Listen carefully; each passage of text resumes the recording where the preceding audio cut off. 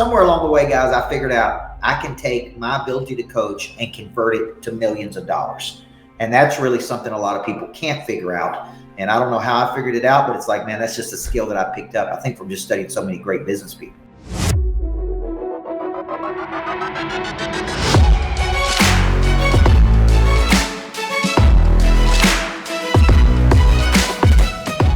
All right, you guys, welcome back to the Light It Up podcast. If you're new to this channel and you want to know everything there is about making money in real estate, selling, sales skills, building your business, or investing, then subscribe below, tap the bell for notifications so you can be the first to know what makes our great guests so successful. Let's talk about adding leverage. So we've been getting a lot of calls of people asking us how we've hired virtual assistants to scale and leverage our business. So we've opened up our playbook to all of you.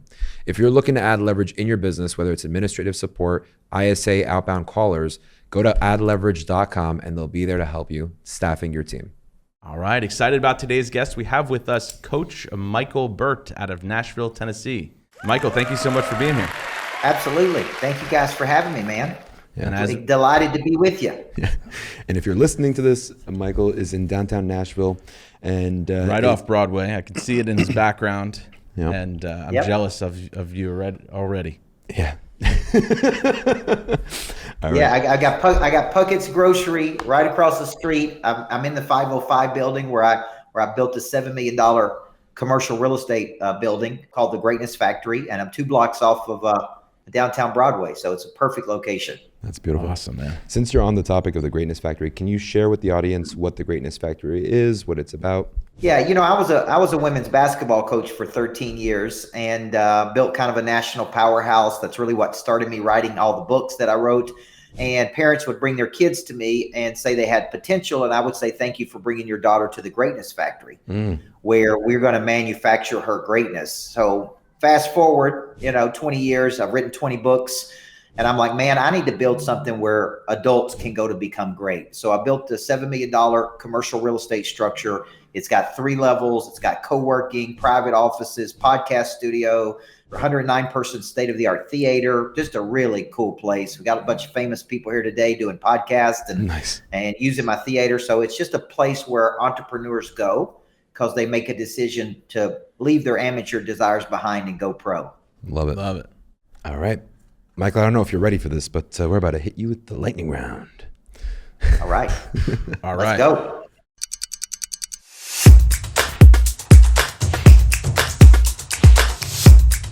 Audio Jungle. Here we go. What chance encounter changed your life forever? Probably, I would say one for sure. When I met one of my heroes was Dr. Stephen Covey.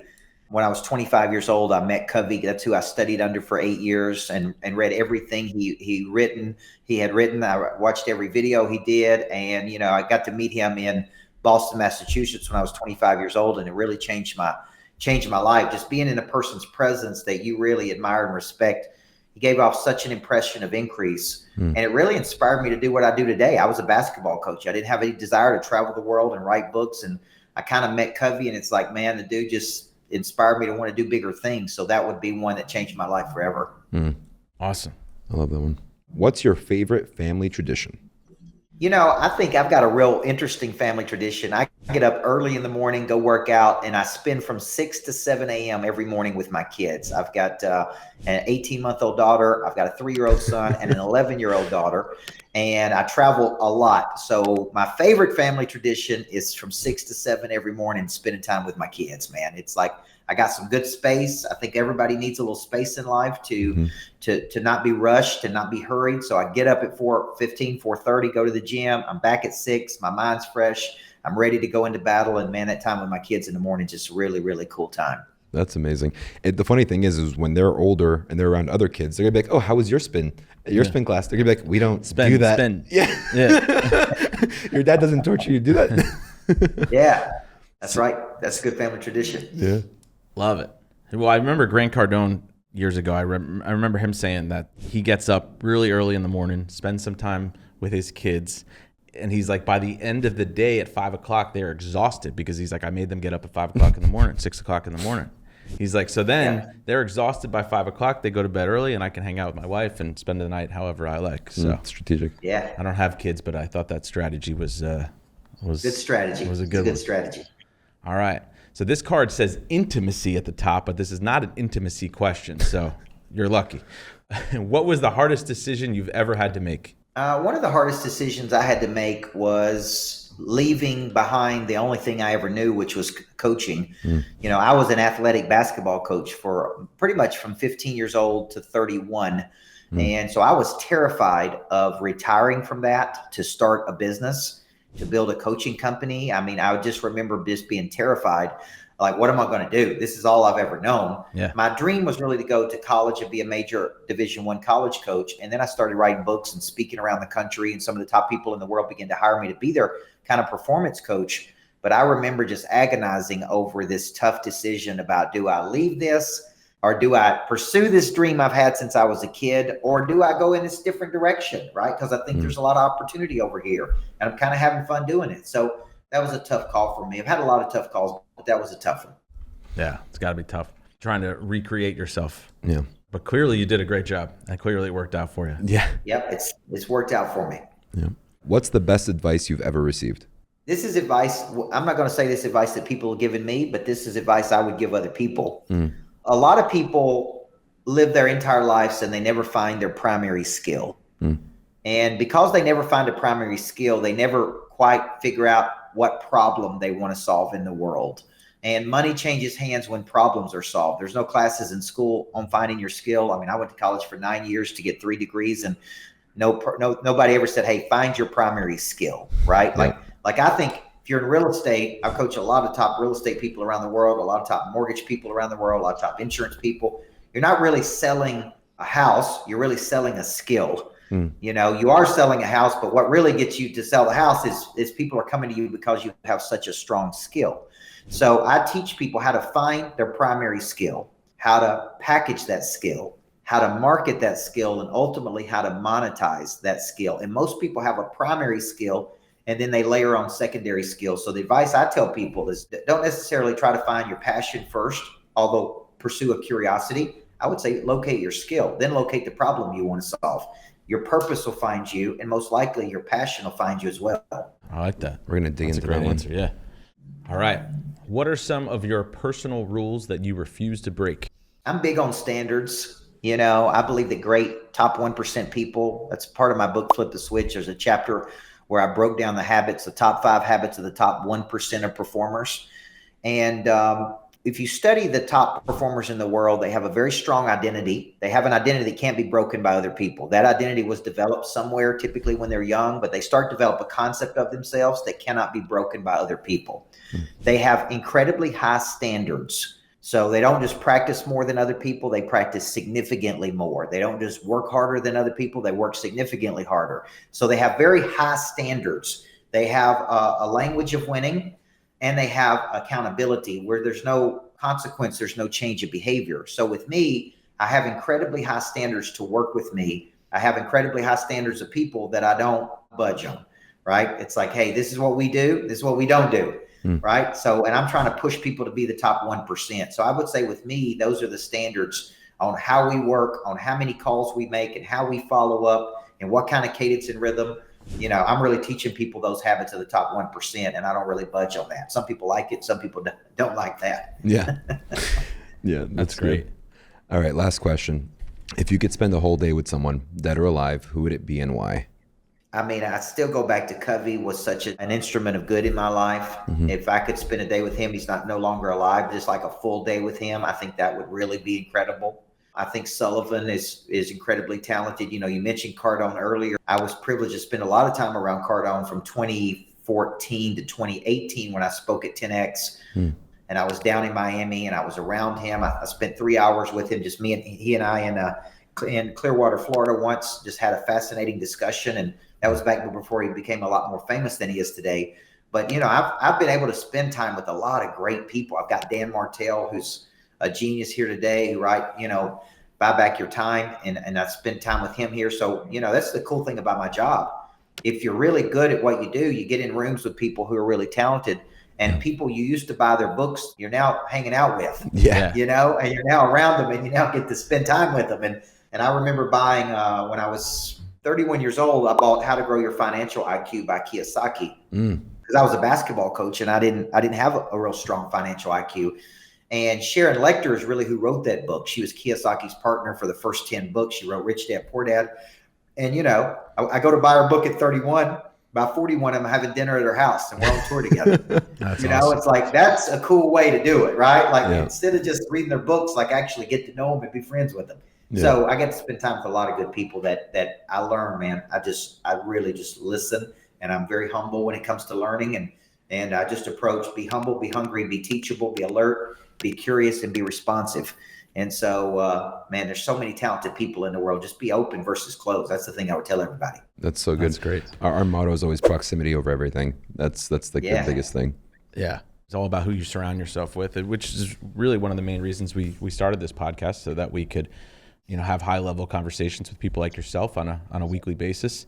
And we realized that sharing these conversations would be beneficial for a lot of other people too. So that was really the 100%. premise. Yeah. Good for you. And all that's good and fun, but let's get into the fun stuff here. I was doing some due diligence and preparing for our meeting today and our podcast episode with you. And I was going through some of your reels, and you've got a ton of views here on a lot of these reels. But the one that jumped out to me, of course, was the Taylor Swift business, which I always joke with people.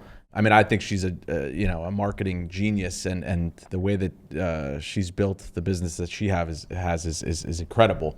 And I think I've talked to you about it a couple of times. But can you talk people through your reel here? It's got 8.6 million views, by the way, guys.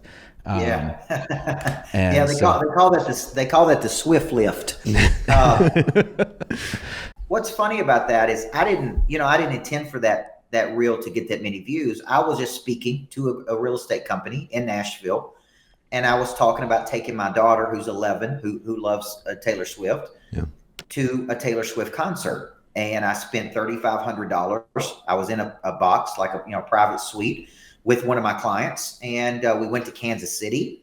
And I'm sitting there watching this thing, and I went kind of as a dad, but I'm a business guy, man. And what I sat there and watched was like, okay, she has 75,000 customers tonight. She generated $13 million tonight. Yeah. She's going to turn around and do this again tomorrow night and generate $13 million more dollars. Then she's going to turn around and do it again the next night and generate $13 million. But I look at it like a business transaction. Like, she's figured out a way to connect to millions of people. And if you're a business person, you have to respect that. Yeah. But even beyond that, I respect mastery.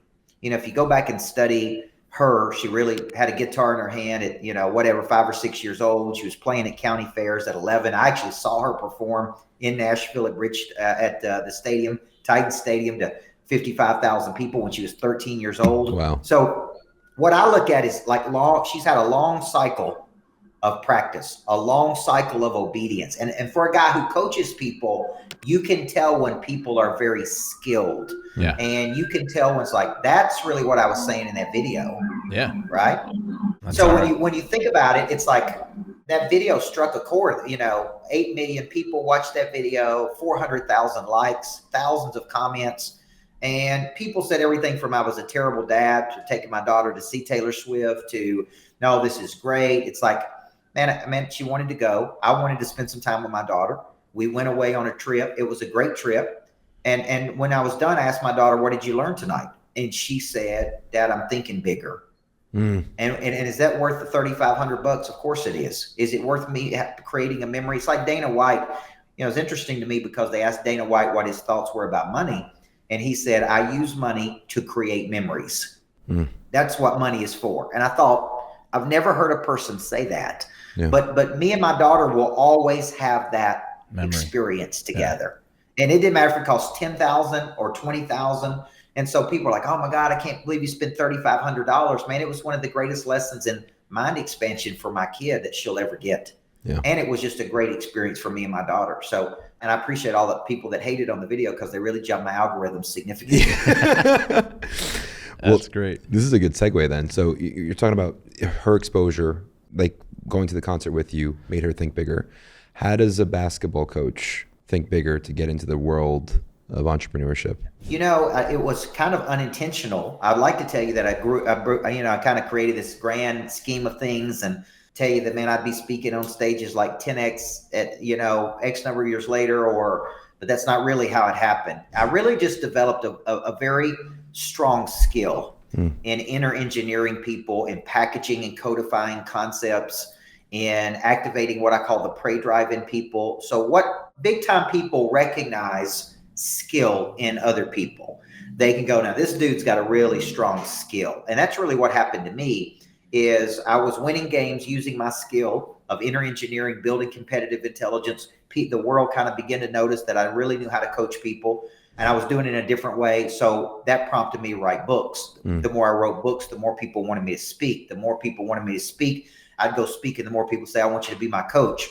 And the next thing you know, man, I was signing 6-figure contracts with companies as a high school basketball coach for me to be a coach of companies. Yeah. And that's ultimately why I had to retire. It's like I couldn't do both of these things at one time. I couldn't be a high school coach and teacher and go coach Dell Computers at the same time. Yeah. Right. And so it's like, my boss was like, look, man, we love you. We don't want to lose you. We just don't have any more money to give you. Yeah. And when I could go out into the business world and make more in a day than I could in a year, or now even sometimes more in an hour than I did in a whole year as a basketball coach, it's like, man, I had to think about the economics of this. I'm like, man, I have a skill. The business world would pay 10 times for this skill what this world would pay for it. Yep. And I'm like, I enjoy it. So that's really what happened to me. So I've been able to get in some of the biggest rooms in the world because those other big time people, whether it be a Grover or a Milet or anybody that you study, recognize skill in other people. Yeah. And they go, this little dude can coach, Yeah. and wherever it came from my past, came from starting coaching at 15. It came from, writing 20 books. It came from really being a student of human behavior. And so I think that's what's got me in some of these rooms and some of the biggest stages. Now I have figured out how to monetize that, which means how to convert my intellectual property into monetization, speaking, coaching, training, leading, publishing, licensing, strategic partnerships, private equity, now into building commercial structures. You know what I'm saying? Like I figured out somewhere along the way, guys, I figured out I can take my ability to coach and convert it to millions of dollars. And that's really something a lot of people can't figure out.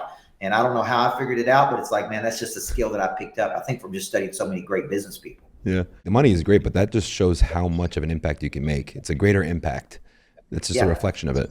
I guess the question really is that you went over one thing. You said finding the skill, and that's one thing that you're really good at doing. I can't help but think about Ted Lasso when you speak sometimes, because it's like you're trying to find and develop the people that you're working with. What's like the steps to helping someone find their skill and help them embrace that? Yeah, that's a great question. And think about, there's studies that show people live their whole lives. 87% of people live their whole lives and never even locate their purpose. Yeah. I would actually tell you that even more people never locate their skill. And I want you to think of a skill as some superior ability that you have. It's probably detected early in life. It's recognized by other people. The market rewards it at a very high multiple. People tell you you're really good at this, and you can't see it because it's natural to you. It's like a birthday gift. It was given to you at birth. Yep. Right? Now, think about this. Tiger Woods was on a golf course at 7 months old. Mozart was playing music at 2. Taylor Swift had a guitar in her hand at 4 or 5. Was it that they are more gifted than other people, or was it that they just found their skills earlier than other people? That's a good perspective. There's actually a book written on this called Talent is Overrated. So you look at a person and go, well, that person's just more talented than this. They are more gifted than me. The truth is, they most likely just found their skill earlier in life. Then they had a long cycle of practice. See, I was on a baseball field 6 years old. My coach at 6 years old said, son, when you grow up, you're going to be a great coach. Like I heard this my whole life. My high school coach called me professor. I heard from the time I was 6 till I graduated, you're going to be a great coach one day. So it's like when you're finding your skill, there's 4 questions I like to ask people. Number 1, what do you love doing where time loses all meaning? You're curious about it. It's like you're fascinated by this. Like what's a deep, deep, deep passion? You go, man, I love doing this. What are you naturally good at? My wife can cook without recipes. Okay. She can design a room with the eye. She's never had any formal training whatsoever in either cooking, hospitality, or in designing anything. But she can sit and design a greatness factory. She can cook without the recipe. She can, it's like she has all these natural talents. Now, what I helped her do is turn that into Hospitality, what I helped her do is get into writing her own books. What I helped her do was like take that skill and figure out how to monetize that skill. Yeah. So she had the passion and she had the skill. Okay. So the third part of this equation is, where is there a need in the world that you can fulfill? You are uniquely qualified to solve a problem. Money changes hands when problems are solved. What skill do you have and what problem do you want to solve in the world?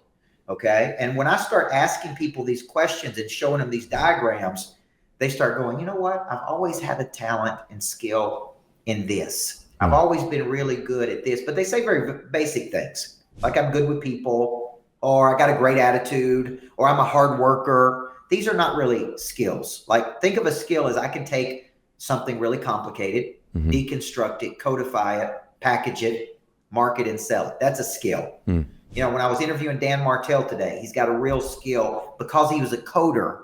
So he sees everything like a formula, like he's coding something. Yeah. You know what I'm saying? So it's like every business he's built starts by his understanding of code and technology, and then he applies those things to the business world. I don't have that skill that he has. Yeah. So it's like, you know, I got to dig a little bit deeper, but most people spend less than 10 minutes in their whole life trying to find this skill. Yeah. Yeah. That's the sad part. You know, one of the questions I was going to ask you was, and you answered it, I think, was, do you have to enjoy your skill? Because sometimes people are really good at something and it's a skill for them, but they don't necessarily love doing it. Yeah. What's your thought on that? I think that's a great question. You know, I spent 4 years in the prison system rehabilitating maximum security offenders in the state of Tennessee. It was meaningful. 98% of people who go to prison will get out. They will turn around and go back to prison. We spend double the amount on prison systems in the United States than we do on education. They were taking my books and trying to rehabilitate the offenders. You know, that's the official name, offenders, versus incarcerated. We're trying to rehabilitate people. It's very meaningful work. At the end of 4 years, I go, man, this is not a problem I want to solve. Yeah. So it's like, it's just not that I couldn't do it. It's that I really said, this is not something I enjoy doing. Right. You understand where I'm going with this? Of course. So I actually believe just because you can solve a problem does not mean that's the problem you are supposed to be solving. Yeah. Right. So somebody asked me, do I like coaching real estate agents? I do like coaching the right ones. You know, do I like coaching mortgage originators? I do like coaching ones that are hungry, teachable. I don't like coaching people who are not hungry, not humble, not teachable. Right. So it's like, to me, it's like, I like coaching. Who do I like coaching? These people. Where do I like coaching? Places I own, real estate that I've bought, right? Like, it's like, see, now I'm trying to get deeper with, okay, what do I love doing? Who do I love doing it with? Where do I love doing it? Like, you know, I've done it on cruises. I've done it in Mexico. I've done it in other countries. It's like, okay, who do I want to work with? What problem would I like to solve? And what gives me the most joy and purpose from solving these problems? I think that's how people should think about their skill. And if you're miserable doing it, you know, you hear a guy like Cardone talk about how he hated sales, but he became great at it. And that can be true, but it was a vehicle. It was a vehicle to get him to the next step. But I would argue with him that selling is really what made him a millionaire first, the ability to sell. Right. Right. Well, the way I relate it to the real estate business, and again, you know, a lot of our listeners are real estate agents that either have a solo business or they're trying to build a team or they have a team.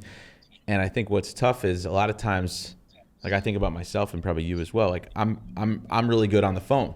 I'm good at hunting for business. I'm good at setting appointments, and I'm good at pre-qualifying. However, if I do that for the rest of my life, then I can't build a business, right? That's not a business. Yep. When I go on vacation and no one's on the phone, that's not a business, right? The business runs when you're on vacation and the money still comes in the door. So, you know, you have to find a way to pull yourself out of that and figure out, you know, is my skill really leadership, or, you know, is my skill something else?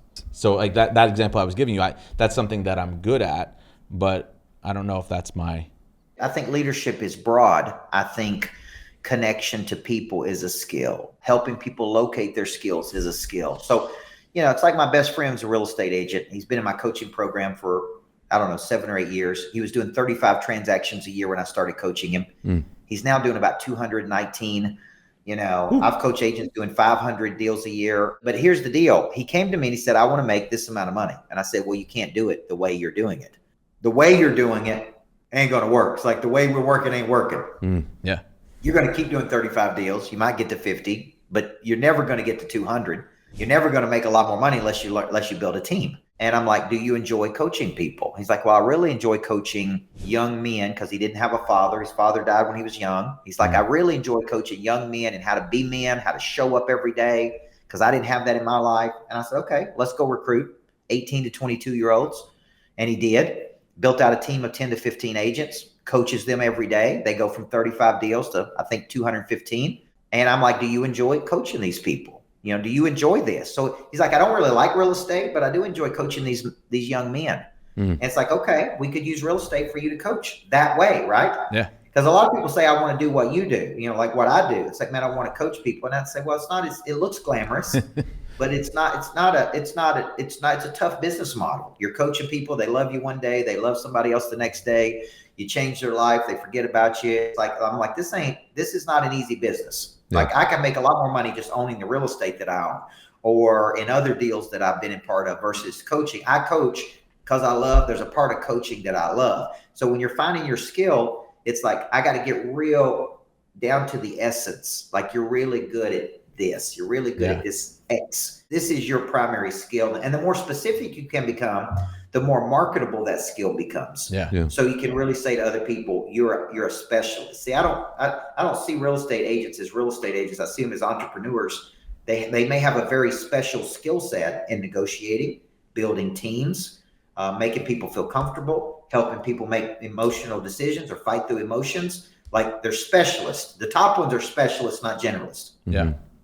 I think what you said there is important because like the gentleman you referred to that you coached who built his team from 35 deals to 200 something, his specialty and his skill was leading those young men. But what we used to always say on our team was that once you teach them and guide them, they might be selling real estate today, but if things change and you want to have them now start doing loans or selling something else or another product and solar or whatever it may be, your skill doesn't have to change, right? Because it's still pre-qualifying, going on appointments and, negotiations. So it's an interesting way to look at it because you're not necessarily teaching them the real estate component. You can bring that in at any point. Yeah, and I think the reason a lot of the top agents in the country have hired me is because I'm not going to tell them they need to knock on more doors or they need to make more calls. Somebody else can tell them that. I'm not interested in coaching real estate agents and how to do those things. I'm interested in taking people who have a real talent and skill, real desire, and helping them become people of interest, showing them how to package their skills, become known in the world, attract people to them. Like that's really, and that's why my coaching is a lot different than a lot of the sales training out there. Because I'm not going to get into saying, you need to do this. You need to follow up 7 to 15 times. You need to engage with people after the sale. Like to me, somebody else can coach on that. I'm going to take a guy who's doing 30, 40 deals. I'm going to say, man, let me get you to 200. Let me show you how to build a team. Let me show you how to develop people. Let me show you how to recruit and attract large numbers of people to you. Then we can really get into some serious opportunity here. Yeah. Because most of the people that are inquiring about hiring a coach already know what they need to do. They just they don't necessarily know how to scale. Yeah. That's right. Michael, can we go into that a little bit deeper then? In terms of being in the state of the market that we're in right now, we just had that NAR ruling where the commissions are no longer needed to be shared or paid for by the seller. There's a shortage of inventory. Competition's the highest it's ever been. How do you groom that agent let's say you were coaching us through it. How would you coach us through the 35 to the 215? Well, when you think about it, because I'm a coach, I play a lot of percentages. And the percentages tell me the average person's going to buy 4 to 7 houses in their lifetime. 67% of people use the very first person that contacts them, not the best one, not the most experienced one. So there's 2 real strategies here. How do I help you become more known in the world? How do I help you specialize so people know to come to you for a special skill set? And then how do I teach you how to attract people to you so you can build a team, and then really develop that team, because we don't want to get stuck in that 35 to 65 range. I did coach an agent once in Houston, Texas, who did like 115 deals by herself, but she's a freaking animal. Yeah. Like you're not going to find people who do that by themselves. You know what I'm saying? So it's like, okay, how do we scale anything? The only way to scale anything is through people or technology. Yep. Okay. But the way I scaled quicker is I became known. And the way I become known is by doing master classes, writing books, becoming a person of interest, attracting thousands of leads. Like I can do a webinar today and produce 500 leads for my sales team, right? In an hour. So if I were a real estate agent, how could I do that? Like, how could I create 500 leads in an hour without having to pay for 500 leads? Like just through pure sweat equity. Yeah. So you would see a lot of the people I coach go this route of, okay, what's my version of what he's doing? I'm trying to attract people to me. What problems do they have that I could solve? How do I pull large numbers of people to me? How do I filter them through to a team, right? To this. So it's like taking a little bit of a different approach and growing and scaling by becoming known. Well, to become known, you got to be known for something. Yeah. Like I'm a great team builder. I'm a person who can get an agent from 0 to 100 deals or 0 to 50 deals in their first year. I know how to build culture. I know how to make people feel a certain way. So it's like, how do we come up with a little bit of a non-traditional approach than a traditional approach? Yeah. That's so solid. So it's becoming known for a specialty, and then from there you're attracting everybody, and you're trying to generate more leads at a mass. When did you realize that was the secret? Because obviously, you know, when I hear you saying becoming known, I think of like Instagram and social and you know, obviously all the reels you're putting out and the content. Was that something that you've always focused on? Obviously, it sounds like a natural byproduct from the books. You know, it's like I was coaching people. And I feel like I'm a very skilled coach, but I needed to become known in the world, right? And my first example of that was speaking at 10X, 10,000 people, Mandalay Bay. That changed my whole life because I went from being unknown to known. It's like I could walk around Mandalay Bay and nobody knew who I was the first couple of days. And then I spoke and it's like, boom, now I can't even go eat breakfast. I can't go anywhere. Yeah. But so it's like, it taught me the power of like, man, Cardone's right. Like your obscurity is a real problem for you. Yeah. So when it comes to me, it's like now it's like capture me doing what I do best, which is coach people, package it up correctly, get it on Instagram. Everything I do is organic. I'm not spending any money on those ads. I'm not spending any money to get in front of 10 million people on those particular things. But then it's like, okay, what can people do next? So I got to have a product suite. I speak, I coach, I train, I lead. I get calls every day to speak to real estate teams around the country, to coach people around the country. And a lot of them now are saying the same thing, man, I watch your reels every day. What if I didn't have something valuable to say? What if I didn't have a primary skill? What if I didn't understand how this game works? And so what I had to figure out that this is a business, it's freaking show business. You know, I could lock up here at my greatness factory and sit here all day and say, I'm a great coach, or I could get in that podcast studio and do podcasts with people, or I could do podcasts with you. Right? Because I get like 30 podcast requests a week. So it's like, you know, and I only do so many because I'm just traveling and speaking. So it's like, okay, how do I take this, what I have for 30 years and get it out to the world? How do I market it? And I can market it through speaking. I can market it through reels. I can market it through webinars. I can market it through books when I write books. Like everything I do now when I write a book, like this is a new one I have out called The Making of a Coach. Yeah. The reason I would write this book is because I want people to know I can help them become a coach. Yeah. And so I've got programs called the Coach's Locker Room. So when people buy the book, I do a webinar, hour and a half webinar. So all you got to do is buy the book, $14.95. I'll do an hour and a half coaching session in a group for everybody that buys the book, if you're serious about this. And I call that letting them taste the ice cream. But everybody that buys this book is a lead. So they're going to get a call from my sales team. Hey, I noticed you bought Coach Burt's book. Have you ever been in a room with Coach Burt? Have you ever considered being coached by Coach Burt? First step, let's get you this webinar. Let you see him coach. See if you like him. And if it works, we'll talk about all these other programs he has. So I got to find a way to get people to the circus. That's what I call it, getting people to the circus. Now, if I quit today, and I'm so fed up and sick of this coaching, I'm going to go build my own real estate company.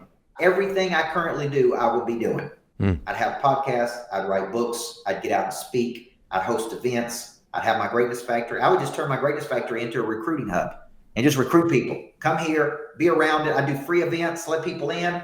Everything I currently do to become known, I would do if I owned a real estate company, if I owned a mortgage company, if I owned an insurance company. That's what I was saying before was, you know, like that guy who coaches his real estate team of 10 young guys that are hungry selling real estate. Like he could flip the switch if he decides, hey, you know, like the NAR ruling changes everything for him. Commission structure sucks now, and he wants to change his whole business. He could, you know, the way that it's structured, he could switch it so that he sells something else, right?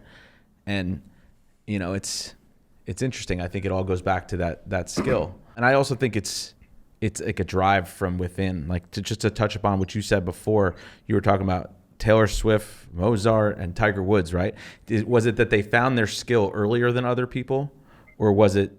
I forget the phrase that you used, but what I would argue is that if you like put Taylor Swift like on a tennis court with other people, and you gave them all like 30 days to become the best tennis players they could, she would be the best tennis player with no tennis experience, just because it comes from within and it's the obsession.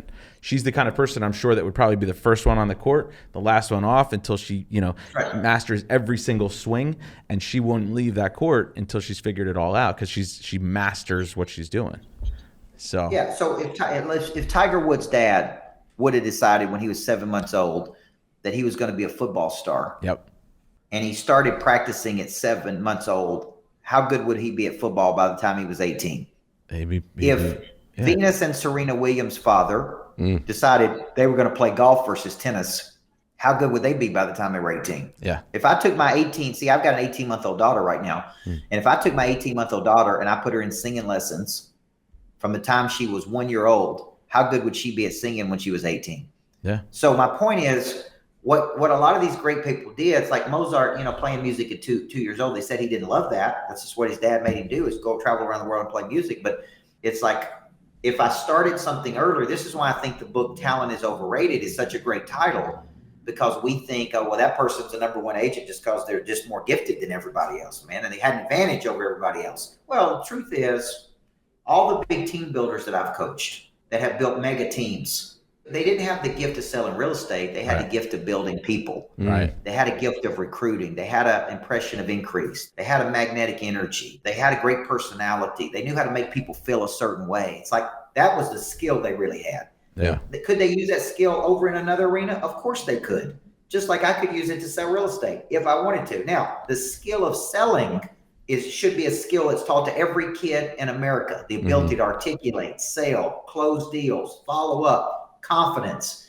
That should be a primary skill that's taught in schools, just like math is. I couldn't agree more. Like it ought to be the ability to communicate, ought to be taught in every school in America. So it's like, these are skills that I was just lucked into. I had a speaking coach when I was 15. Wow. I was speaking to audiences of like 6,000 people at 15 years old. It was like, I started early. So it doesn't surprise me that I'm 47, and for the last 32 years, this is what I've been doing, because it's like I had so much training as a kid.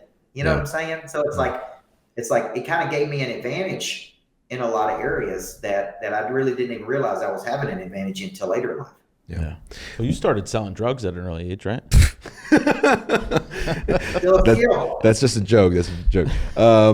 Question. Now, in terms of like, this is just as you're talking, I'm reflecting on some of our journeys, and we were very good at building, but we were very bad at recruiting, I would say. And then once we brought people into our organization, we would basically protect them like they were family. The recruiting element was a skill that we needed to develop, because it's like that midway skill, right, between getting the people in there and developing them. What would you? Was it recruiting though, or culture? Sorry, I'll let you. No, I think it was recruiting more than anything else. How would you coach or teach someone to develop, or what resources should they use to be able to become better recruiters, to attract people into their organization? I think you got to study what makes a person attractive. And I wrote a book on this called Person of Interest. And I do a 2-day virtual event called Person of Interest, because the truth is, it's a whole lot easier to attract than it is to chase. So when I wrote the book Person of Interest many years ago, I actually studied what made people more attractive to the market. And what I found out is they had certain knowledge. They had a very specific knowledge. They had some type of impeccable skill. They had a big engine, big prey drive. They had a contagious confidence. They had great connectivity or connectivity where people could connect to them. It's called a famous energy. They had deep networks, and they had a likability, like people gravitated toward them, right? And so if you could look at those ingredients, so when I teach that course, I'm like, look at these and tell me what you're missing. And people may say, well, I lack confidence. Well, people of interest don't just have confidence, they have contagious confidence.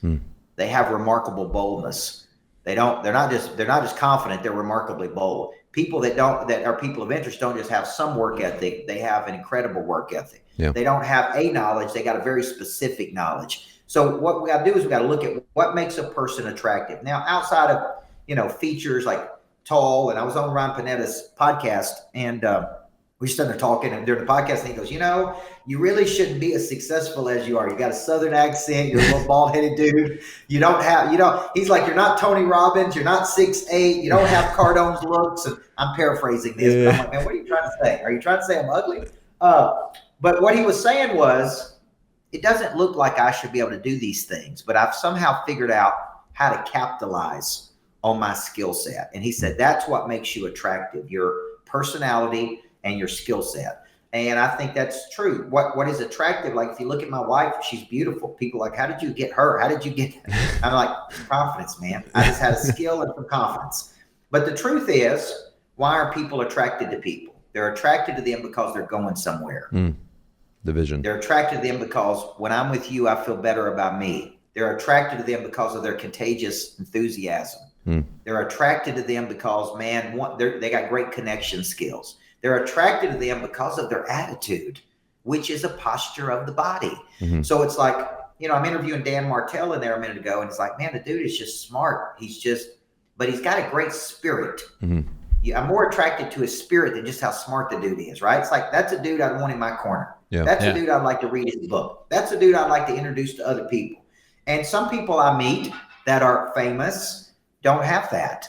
It's very transactional. It's like, man, that's not a person I want to help. Or it wasn't a good experience working with them. It's like, I look at a person's spirit, and I'm like, man, you got a great spirit about you. You're humble, you're hungry, you're teachable, you wake up and you really genuinely want to help people. So I think what makes a person attractive is not looks. Like, the world tells you success is looks, money, fame, popularity, education, status. And I look at the world and go, sure, those things are nice, but I could be a great businessman and a lousy dad. I could be a great businessman and be a lousy husband. So see, I call that a successful failure. It's like, we're successful in one area, but we're failing in another area. And my mentor, Covey, said, man, success in one role doesn't justify failure in another role. Just because you're good at one thing don't mean you can be lousy at another thing. So it's like, that's what's attractive to me is, people doing something, people going somewhere. Question real quick on because we talked about being humble, hungry, and coachable. In terms of being humble, sometimes being humble stops you from being bold, being, overly enthusiastic. How would you coach someone who's struggling with being too humble, that they don't engage in being overly enthusiastic and kind of making their mark? Great question.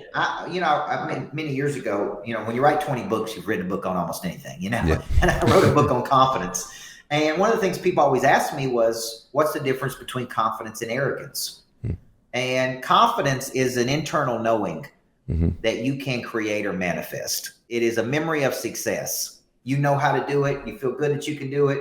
Arrogance, let me just use a real estate term here, is when your self-appraisal is much higher than your market value. That's a good one. Right? It's like arrogance is where you're too busy being fabulous. And I see people all the time that are operating at a level, and that is a good level. But man, there's so many people operating at such a higher level. And I think knowing that and knowing your place in the world, it's like, man, I'm doing good, okay, but I'm not doing that. You know what I'm saying? It's like, I got a jet, but I ain't got a G450 or G550. You know what I'm saying? It's like let's keep it real here. And I call on people and they're like, no, I'm good. I don't need a coach. No, I'm good. I'm doing good. And I'm like, man, it's the wrong attitude. Every major player in the world has somebody coaching them, all of them. If not multiple coaches. And it's like, you don't get it, man. You're going to stay there until you get humble. So arrogance is like, I don't need anybody to help me. It's kind of rugged individualism, which is an anti-growth mindset. At the end of the day, you'll never get that big with that kind of arrogance. I love that. Where the self-appraisal is higher than market value. Your self-appraisal is higher than market. I like that. Or self-indulged instead of being present. Awesome. Yep. Well, Michael, thank you so much for spending some time with us today. I think that was awesome. Great. Yep. Really, really great. Thank you so much. I think people will find it highly beneficial, and we do appreciate you spending some time with us. Yeah. If someone wants to reach out or collaborate, what's the best way for them to do so? Yeah, I would go just follow me on Instagram. It's got a lot of traction there, at Michael Burt, or search Coach Michael Burt. Make sure it has that little blue check on it. And then go to coachburt.com. I'm traveling around the world. I'm coming to New York City probably, I think, in June. And I'm doing a tour called Go to Bed Tired, Wake Up Hungry. And I'm going to different cities, and it's like 3 hours with me breaking down. So if you go to my website, coachburt.com, you'll see all these cities I'm coming to.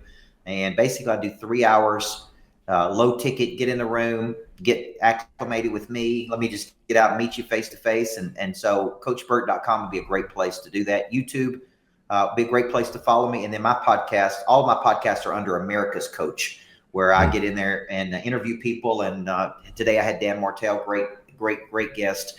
And sometimes I'm just breaking down concepts on there. So those are all the ways you can plug in. Cool. Love it. Sweet, man. We'll have our people reach out to your people. I wanted to say that. Our Maybe we people, could have you come into the studio and film another episode when you're in Manhattan in June. Yeah, I love that area, man. We love the in-person interviews. Me too. Cool.